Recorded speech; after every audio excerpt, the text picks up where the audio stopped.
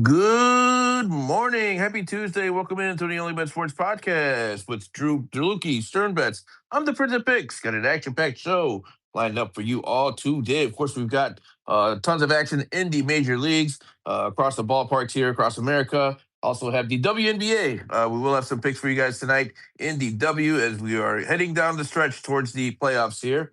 We've got a lot of action over in Europe as well on the pitch, Conference League qualifiers, Champions League qualifiers, domestic leagues, all kinds of leagues starting to ramp up here as we get towards the meat and potatoes of the European soccer season. So excited to get into all of it. We'll cover all of that shortly here. Let me bring in Stern. Good morning, Stern. Happy Tuesday. Beautiful weather here in Chicago. How y'all doing out there in Philly? Oh, we're doing pretty well. It's hot and humid, getting ready for a really nice day of baseball ahead. Just recapping yesterday, unfortunate loss for us. The Phillies did win. We did not win by two, but they gave up multiple run leads in the seventh, eighth, and the ninth innings, which was absolutely wild that the Philadelphia bullpen couldn't keep it together. So I'm looking for a bounce back day. And we have some really good, fun top pitching talent. Zach Wheeler, Kevin Gausman, Braxton Ashcraft. So a lot of fun games to watch going forward, and also very interested in seeing the Chicago versus Chicago game, where all four games this season has gone over its listed total. So it's going to be a great day. Looking forward to seeing what we have in store. How do you do yesterday? Yesterday. Rough day on the pitch. Did have Batman and Bulletsport both teams to score. Batman scored, but Bulletsport didn't, unfortunately. So we did miss out on that one. I also had Casapia +2 against Benfica. There was a red card in that game, but wow, did Benfica take them to the woodshed? 7-0 win. Biggest win in the history of that head-to-head matchup. So did not see that one coming. But did hit my baseball parlay. I haven't had a baseball play in a while, so that was nice to cash out. Covered White Sox over 6. So your point that covered with relative ease, and then the Dodgers and Rockies over 8 that covered as well. So we hit our parlay there. So I'll take the W, and let's see what today brings us. For sure, and it's your fault for betting against Batman. You should have just bet them to win. I know I should have. You're right. Lesson learned. Never go against Batman. Drew, how you doing, buddy? How was your picks yesterday? How was your day yesterday? Just give us a little recap. Yeah, I would say for my pick yesterday, that was one of the worst bad beats I've probably ever seen. Framber had 66 pitches going into the sixth inning, was absolute cruising, and then he just completely collapsed. He got two quick easy outs, and then it was like 20 plus pitches for to get the last batter out, which he couldn't do. So I mean, this guy was rolling and rolling, and then he walked, gave up a hit, and I think he gave up a basic clearing double. So that's crazy. His odds were like 20.5 at one point for outs. So yeah, just really bad beat, right read. I'm sorry, man. We will bounce back. We were not the only show yesterday to not do so great. So looking for a bounce back all around. All right, Drew, we're going to go to you first if you are ready for baseball today. Yeah, for sure. We have a lot of good pitching on the mound. A very intriguing one, of course, is Ranger Suarez is slowly being built back up, and Vegas doesn't necessarily know what to do with his ouch. He's graduating from like 50, 60, 70 to 80 pitches. So that is definitely a line that I am looking at possibly live to see what they're going to do with him, because recently he pitched 81. Before that, it was 70. But besides that, I'm going to stick with this guy. I expect him to do better than he has been with the Cubs, and I know the White Sox have been hot, and they rely on the long ball. But I trust Kevin Gausman in his splitter against the White Sox to go over 17.5 at minus 136. I didn't shop the other books, but definitely shop your lines. If you look at Gausman in general, he has one of the worst, still one of the nastiest splitters. His last game, he got absolutely rocked. He still won 4.2 innings. The game before that against the Royals, he went 7 innings, And then I think those are his two games he's had with the Cubs so far. And I expect more so the 7 inning Gosman that we see. Something that he has been able to control, which I like a lot, is his walks. He's only had one. He's had at least one walk the last 4 games, but it's only been one walk. He hasn't had double-digit walks in a game since July 21st. His strikeout rate is not what we're used to seeing, and his home run he's given up at least one home run in his 2 Cubs games that he's played so far. Not great against a White Sox team that relies on the home run, but I trusted in Wrigley Field for him to do well because at the end of the day, I think this is going to be his first game pitching at Wrigley Field. So I think the crowd's going to be behind him, and it's going to be fun to watch him in his first game at Wrigley Field. All right, so the play is Kevin Gosman over 17.5 outs. I found this currently at -136 over on DK. Yep, that's where I had it. All right, awesome. Yeah, I'm looking forward. I think he could do well at the beginning of the game. I would watch out if there's no runs early in this game, hammer that over. Because, like I said on my intro, every single game against these two teams has gone over. The White Sox are no longer the White Sox of old. I think we can expect them to do well. I'm Something going I on the will say yeah. real quick about the White Sox I forgot to mention is even though they are a team that can score like 3 to 5 runs like that, they also are very aggressive and they're not great at getting starting pitchers out for that reason by bringing up their pitch count. The only way they can knock a starting pitcher out is by scoring like 5+ runs. Yeah. I definitely agree with that. I have to pull up the stats in front of me, but I do think that they rank on the bottom of the league in pitching and working pitching counts. I'm going to go for my bounce back, targeting the Atlanta Braves first 5 money line -122. Now, the Atlanta Braves are not necessarily the most exciting team, especially on the road, but I think this is a great bounce back spot to get for them facing Zebby Matthews of the Minnesota Twins, who he just has plainly struggled, especially over the last month and a half, where he has given up 28 earned runs over his last 6 games started. The underlying metrics show that that is pretty in line with where he is at as a pitcher right now.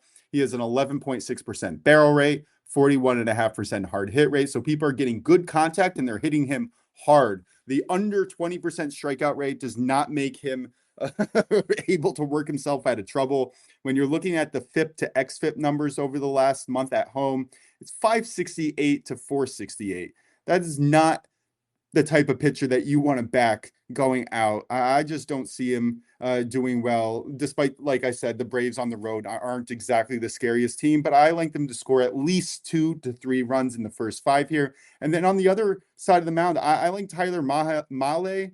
Not really sure how to pronounce his name, so I apologize. But on the road over the last month and a half, his FIP to XFIP numbers are excellent, 328 to 327, which shows consistency. I like the 7% barrel rate to the 37% hard hit rate, combined with an above average strikeout rate of 23.5.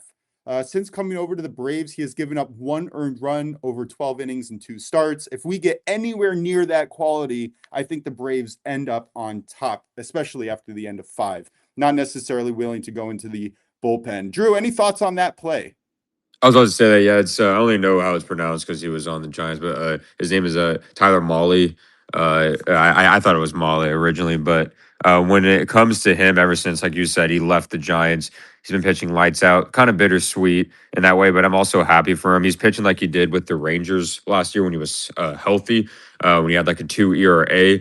And he's, like you said, he did back-to-back starts against the Yankees and Mets since he came. And I love this play because I think he's been lights out. I don't think it's a fluke because I think 2 starts and with a new team is more than enough info for me to see that okay, he's having a good relationship with the coach and catcher and so on.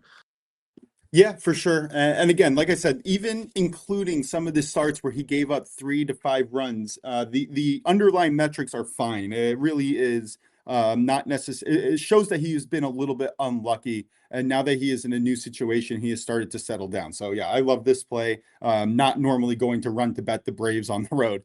Prince, any thoughts on the MLB today? You smashed that over parlay yesterday. I really like that play. No pressure on a play, but any thoughts on today's slate? No thoughts really for me. Other than probably going to see more runs. I think you guys are suggesting that with the White Sox game. So I probably lean towards another over in that. Sorry, I stepped away for a minute, guys. So I don't know. I heard Drew had a play on that game. I'm not sure what it was. Drew, what was your play on that game? Oh, Did you have a play Gosman. on the White Sox game? Yeah, Yeah. Kevin Gosman over 17 and a half outs on minus 136. He's also a pitcher that they'll let pitch deep regardless. We saw his last game. He gave up 6 earned runs, but they still let him go 4.2 innings, which says a lot about what the Cubs feel about their starting pitchers in general. Okay, so hopefully that doesn't conflict with your play. Me leaning towards the over in the White Sox Cubs game, but yeah, I'll probably go back to that again. Looking at the temperature here, it's pretty getting pretty warm again. Humidity is kicking back up, so again, that's going to lead to more runs and then the ball traveling farther, of course. So going to lead towards that, but nothing official for me. Yeah, by the way, Prince, I also lean to the over. All 4 games, as I mentioned, all 4 games versus these two teams this season has smashed the over. It's not even been close. If I Yeah, could they're pull it just up. two great hitting teams in great hitting form right now. So hard not to back them. Yeah, I'm trying to pull it up before we move on to the WNBA, which I'm very Stern, are you excited still to get there? back. Yeah, can you hear Hello, me? Stern, you there? Oh, I think we might have Drew, lost you. can you Drew, hear me? Yeah, Brian, can you hear yeah, I me? can hear. Addison, can you hear me? all right. I would have If anyone can Prince. hear me, please give me an emoji. Thumbs I would up. have Prince Let me know leave you and guys come can hear back. I would me. have messaged him. I need some feedback. Hello. All right, Because let's that's what I move. have to do sometimes. Yeah, it's unfortunate. I apologize to our listeners here. We are having technical difficulties with Twitter. Not a new problem. It's been a struggle, for sure. We are working to fix it. But just to quickly recap here, on the last 4 games, just to recap on how many runs have actually been scored between these two teams. 5-7 last night, right? 10-5 on the first game, 8-3 second game, 9-8 on the third game. Every single game has been smashing the over.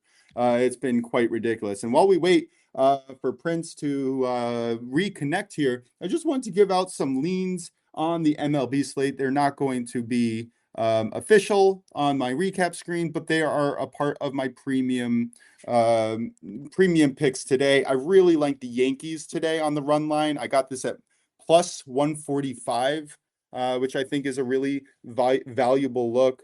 I mean, I don't really know what to think about the Yankees offense, but they have been pretty good. And when you're looking at their pitching staff, they have been lights out over the last 15 starts. The ERA of the starting pitchers on the Yankees staff has recorded a 2.34 ERA.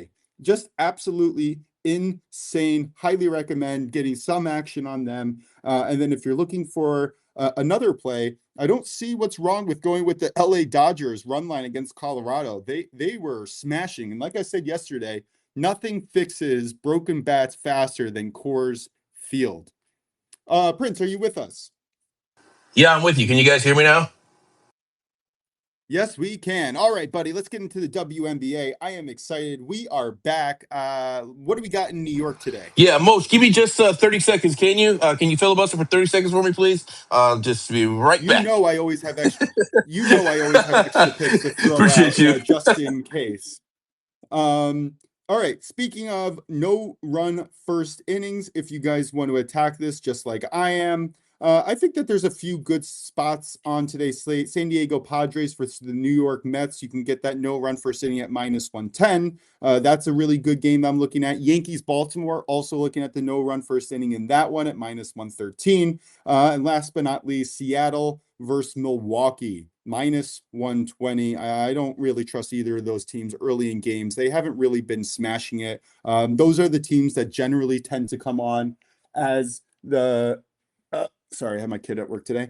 Those are the teams that start to hit towards the 5th, 6th, and 7th inning as the starting pitcher gets tired, and then they love to attack the bullpen. So it's definitely good spots for all 3 of those games. Hopefully you guys got that recorded. All right, Prince, are you ready? Yeah, I'm ready. Let's do it. All right, let's go ahead and get into the WNBA, guys. We do have a nice, decent slate tonight, 4-game slate in the W. Looking at a couple of spots here. in particular. First one I'm looking at is going to be between the Indiana Fever taking on the Toronto Temple. It's a 7 p.m. Eastern tip over in Toronto.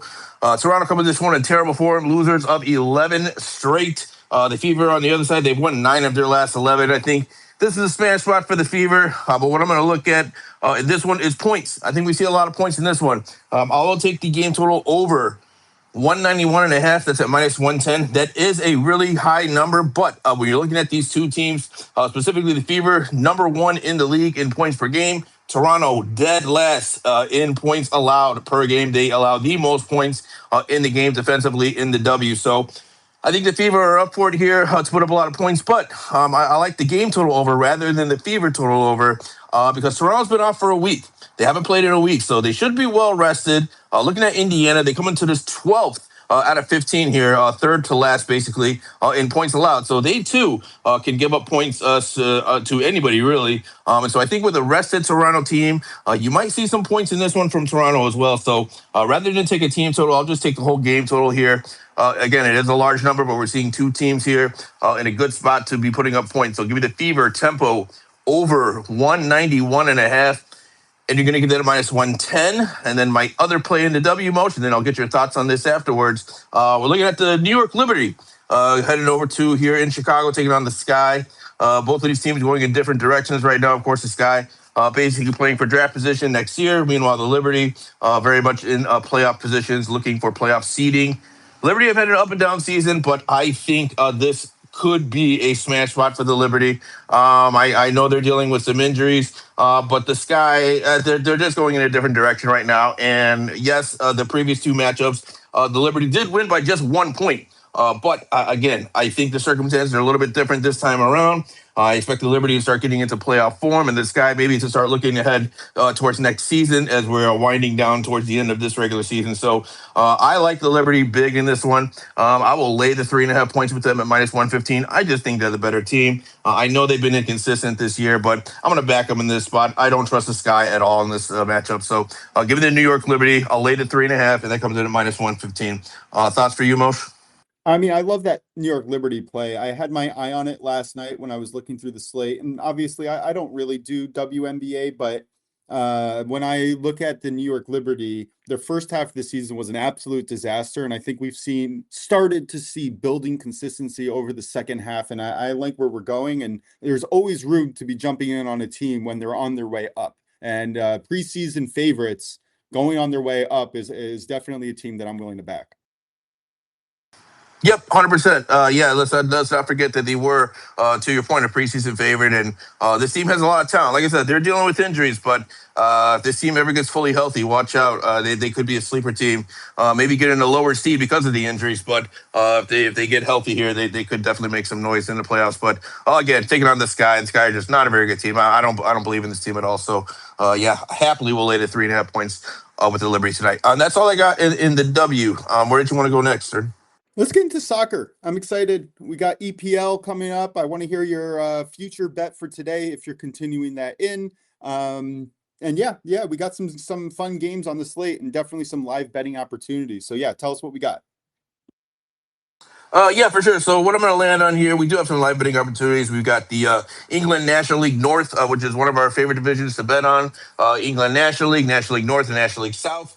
Those are one of our top 3 divisions to bet on, just because you said there's certain teams that we like to pick out for goals. You tend to see a lot of goals in these teams' games. I'm not going to give that information out here, but if you want more details on that, you guys can head on over to the VIP channel. That's at Prince of Picks 10. Where I do have all the plays listed over there, including plays for those leagues. But what we're going to give out here on the show is we're looking at the Champions League qualifying. We do have 3 games here today in Champions League qualification. What I'm going to land on here is what we call a score a goal parlay.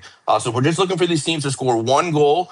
We're going to parlay all 3 of them together here. So first up, we're looking at Dinamo Zagreb hosting Viking. I like Dinamo Zagreb to score a goal. This has hit in 19 of their last 20 home matches for Dinamo Zagreb. So taking on a team from Norway. which typically tends to concede goals. Viking is a good defensive team in the Norwegian division, but when they get outside of Norway and they compete in Europe, they tend to concede a little bit more frequently, especially on the road. So I like Dinamo Zagreb to score at home. We're going to parlay that with Lyon taking on Fenerbahce. I like Lyon to score on the road at Fenerbahce. Lyon, one of the better offensive teams in Europe. And anytime they play, I always like to back them to score a goal, whether they're at home or on the road. Specifically, you're talking about playing a Turkish league team, which again, the Turkish league, another league, known for conceding goals. I think Fenerbahce fits the bill on that one. So I'll give you Dinamo Zagreb to score, Lyon to score, and then our final look that we're going for here. We're looking at AEK Athens to score a goal against Levski Sofia. Quite simply, I just think AEK Athens are the better team in this one. Whether they're home or away, it doesn't matter to me. Just getting them to score one goal, I think, is very, very probable. So, again, the final parlay here is going to be Dinamo Zagreb to score, Lyon to score, AEK Athens to score. That parlay comes in at minus 108. Before I get into my futures play for the EPO, any thoughts for you on that, Stern? No red flags. I like the plays. Leon should be able to score at least one, if not two. I think this is a sharp play, and always love a soccer team total parlay. Yeah, absolutely. Those are fun ones. We just want one goal. That's all we're looking for. Just a goal. These teams score one goal, and we're good. So let's see what happens with that. But all right, let's go ahead and get into our futures play again. I'm going to try to give a futures play for the EPL every day of the week as we are winding down towards the kickoff of the 26-27 English Premier League season. What I've landed on today, your play of the day, futures play of the day in the EPL. We're going to look at the market to finish in the bottom half of the EPL table. I found this market over on Bet365. This was the only book that I could find this market on. But what we're looking at here is Newcastle United to finish in the bottom half of the EPL table. You're going to get that around minus 150. Newcastle has lost a lot of pieces over the offseason.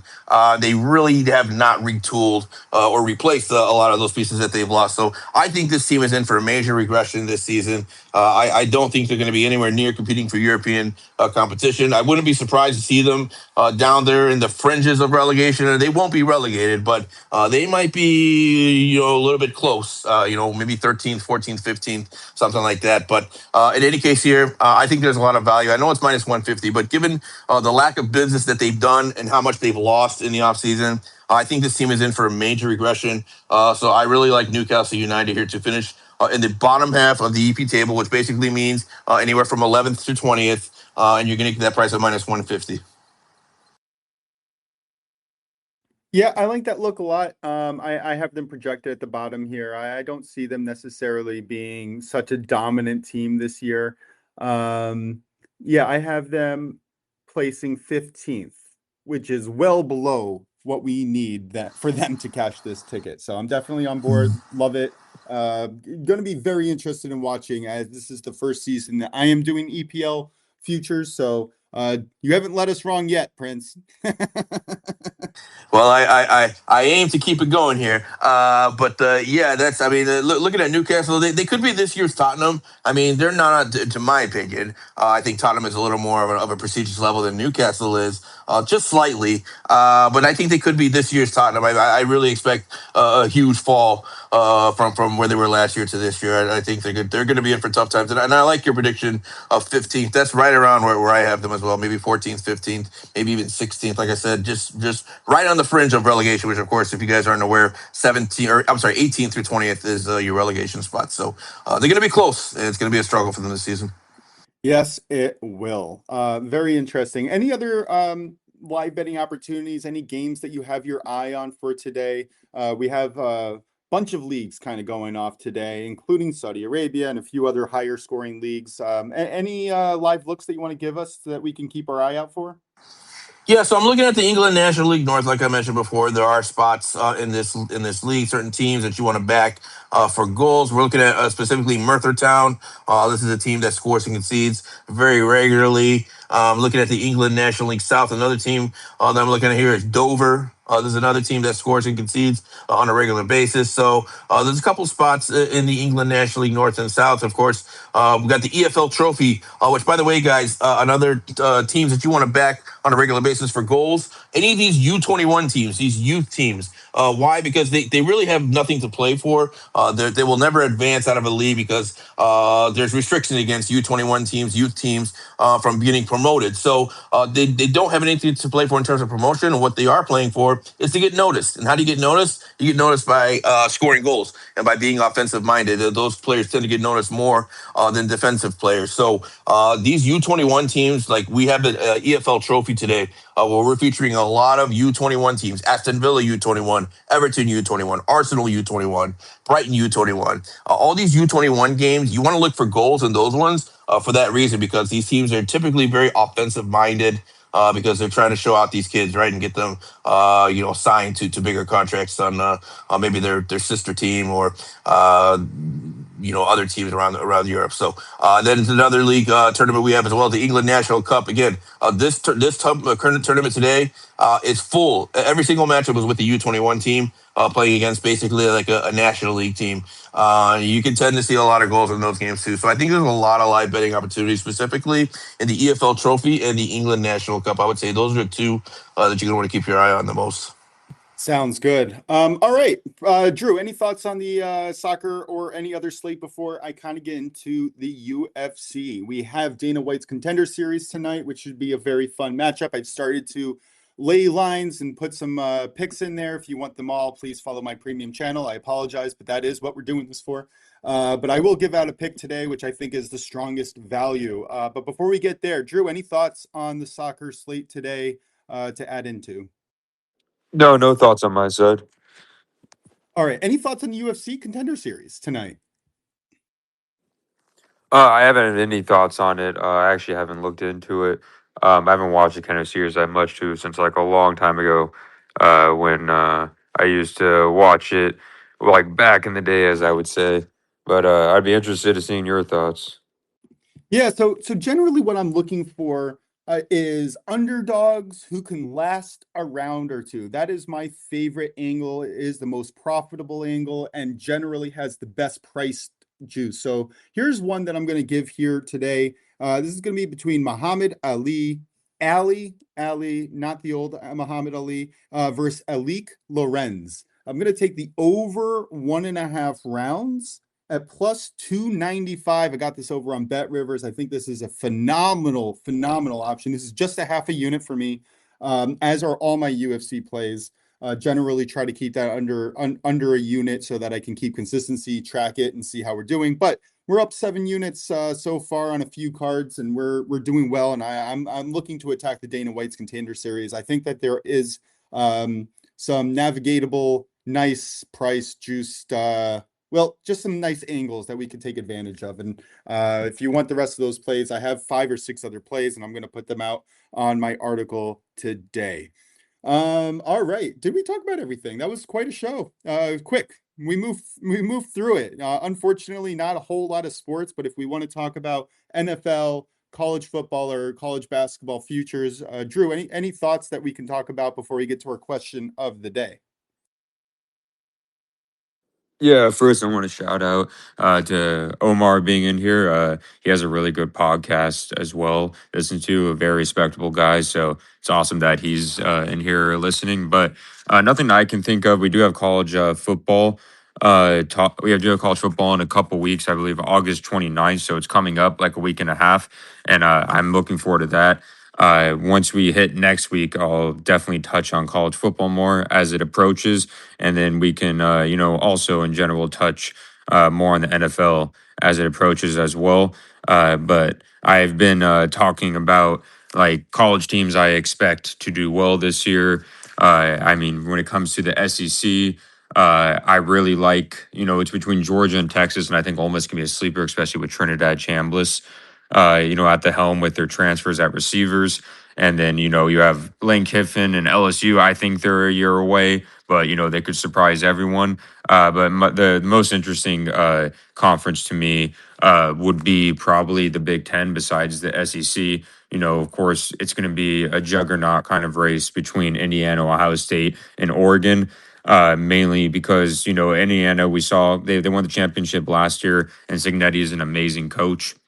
And they got Josh Hoover, who I am a big fan of when he was at TCU. I know people love to talk about his decision making, but I think that kind of stuff can be adjusted and changed. We saw it with Mendoza. When Mendoza was at Cal, he was very conservative and he didn't necessarily have the best coaching at Cal. And then he converted to Indiana, while Josh Hoover has been keeping TCU afloat, and TCU is going to miss him tremendously. He's going to have a lot more talent in general than he probably did at TCU offensively.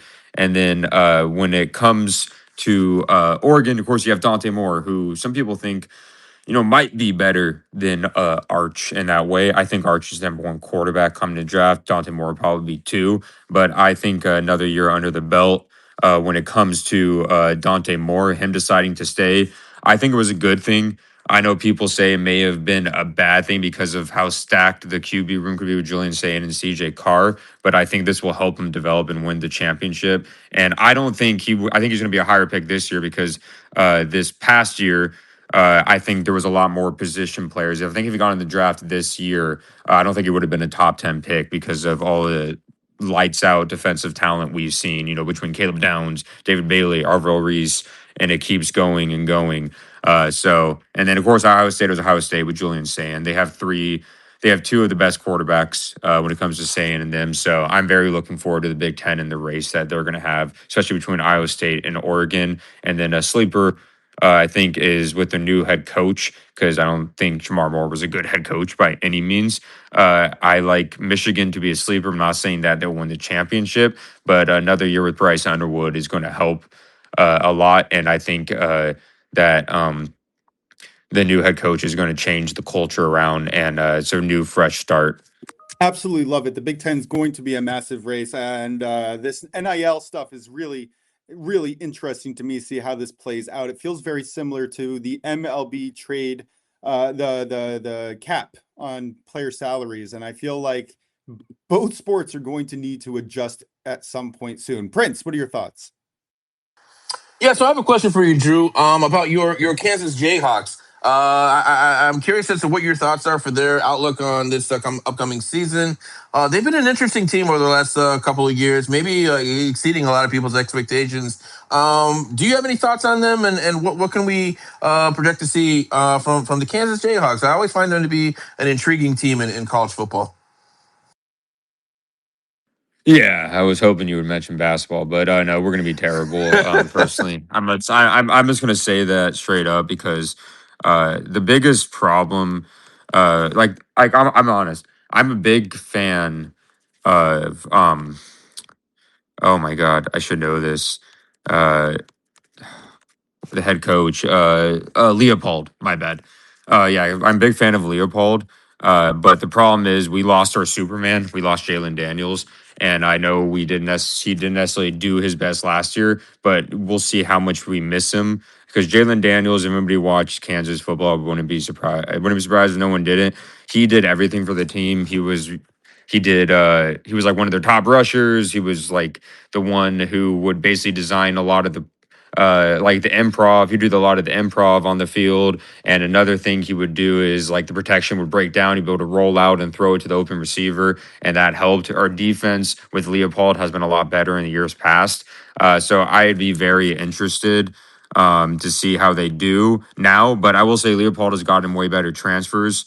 In this case, but the biggest, of course, issue is competing with Texas Tech. I think Texas Tech is by far the class of the Big 12. And I think the only chance Kansas has of even like thinking about making the playoffs is winning the conference. We'll see how our new quarterback, Isaiah Marshall, does. I'm interested to see, but I expect us to not have I'm a realist with my team, also slightly pessimistic. I think we go 5-7, maybe.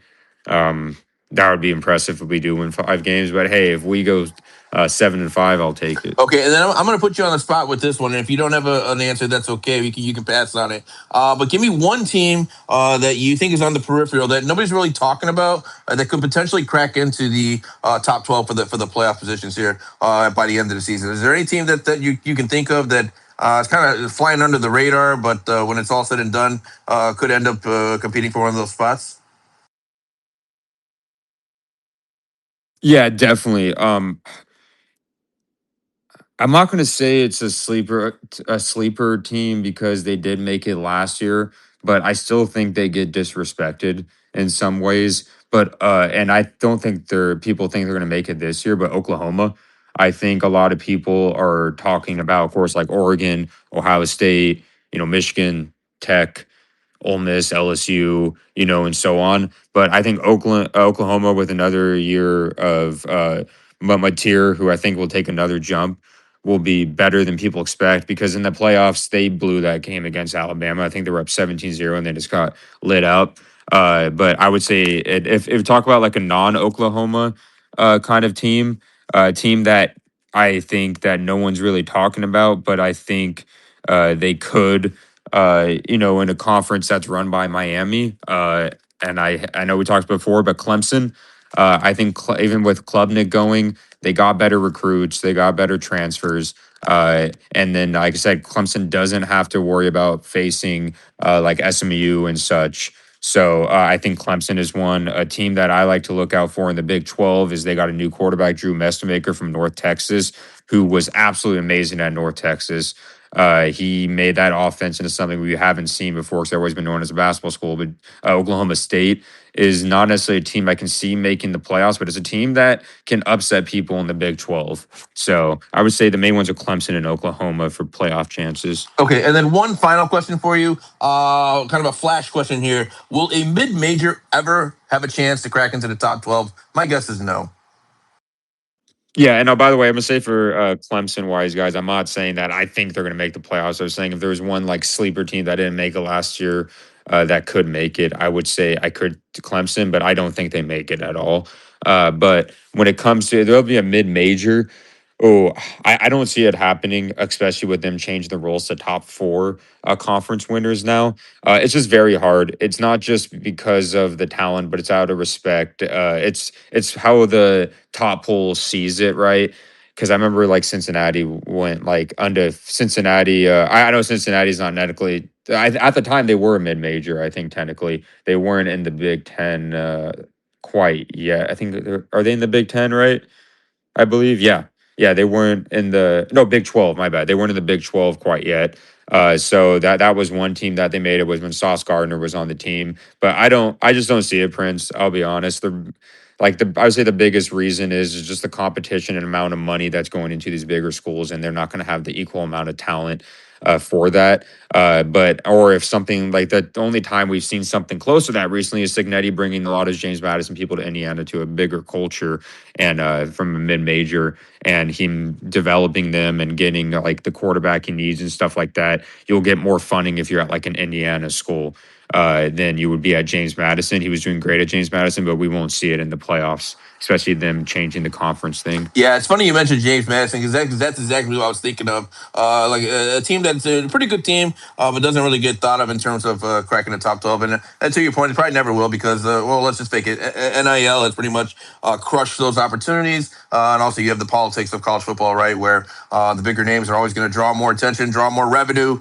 And so the committee, is going to slightly lean towards those teams when you're talking about coaches polls and stuff like that, trying to make the top 12. So, yeah, great stuff. Great information. Great answer. Appreciate it, bro. I will say the one team that I'm Anytime. really looking out for because I think that they're upset with how last season went with the decisions on who makes the playoffs or not. Notre Dame. Very interested to see. They should have a very high profile offense. If their defense can hold up a little bit, they might be an exciting they might be an exciting little wrinkle in this year's college football playoffs. It would be very hard for them not to make it with the new rule they made just for them. That's fair point. Yeah, if they're in the top 12, they get in no matter what, which is kind of crazy, but yeah. Yeah, that whole situation is nuts. Again, some rule change is likely to happen at some point in the near future. All right, we're going to invite our guests. If you guys have any takes, questions, picks, or anything that you want to get off your chest, feel free to request. We'll bring you up, and this is your time to shine. We can always edit you out if you don't want it to be public. But yeah, this is your time to request and join and talk with us. Feel free, no pressure if you don't. In lieu of that, question of the day. If you won, let's say Lombardi Trophy or championship or, World Series, what would you be doing that night? How are you celebrating? Drew, going to you first. And also, just for Oh, reference, if anybody still wants to request and speak, feel free. We'll bring you on after. You could also answer the question of the day if you would like as well. yeah, that's a good question. That night, if I won the Super Bowl, World Series, or something, uh, I'd probably want to party with the guys. I'm a like a social person, so I like definitely party with the guys. You know, whether it's like go to a bar or something. I would say probably eat one of my favorite meals, like eat like some pizza. You know, like I of course like steak, but I would like to steak more so of like celebrating something else. I want something that's messy. You know, just like eat pizza, have some beer with the boys. You know, possibly watch sports even after I won the World Series or something, and just chill at a bar and celebrate, celebrate with the fans in the area if I'm in the area where I want it.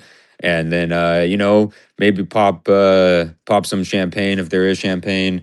I grew up in an Italian household, so I'm drinking wine and champagne and all that stuff. But yeah, I would say mine pretty simple and boring. And then pass out probably around like 2 a.m. 2 a.m. sounds short to me. Prince, what's your take? Nah, that sounds like a hell of a night. I think I'm with you, Drew. I'm pretty low key myself, so it wouldn't be anything crazy. Along the lines of what Drew said, just kind of hanging out with the close family and friends, and getting some good food, probably watch some good TV, and just celebrate that way. So nothing crazy. I know those days are past me. So I'm much more low key than you asked me this 20 years ago. I might have had a different answer, but where I'm at now, it'd probably be a lot more low key for me.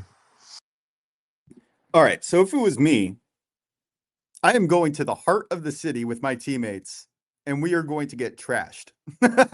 We're just going to have a party with the whole city. Let's go. You know what I mean? We are the kings of wherever we are. If you're, won the World Series in New York, I'm going to Midtown Manhattan, and I am going to party with the crowds. I think that is one of the best experiences that you could possibly have. And sure, you're going to be burnt out the next day, but who cares? You just won the World Series. Like give me 4 or 5 months off. Okay, 3 months off until spring training, but still, you got a solid amount of time to do whatever you want. You worked hard. You didn't eat candy. Well, I guess depending. There's an interesting thing about people eating candy before their at bats, but that's a whole nother conversation. But you like worked hard on your body. This is the time to let loose, and I would definitely love to party with the citizens of wherever I'm playing at, because there is no better feeling, I would assume, than getting that recognition after a very, very hard and long road to the championships or World Series or whoever it is. All right. In lieu of anybody wanting to come up, let's recap our best bets and get on out of here for the day. We can set ourselves forth. I feel a bounce back day coming. Drew, lead us off. Yeah, I have Kevin Gossman over 17.5 outs at -136. Love it. I got the Braves first 5 money line -122. All right, Prince, close us out. All right, guys, we're looking at the W tonight. WNBA, give me the New York Liberty -3.5 at -115. Looking at the Indiana Fever, Toronto Temple over 191.5. That comes in at -110.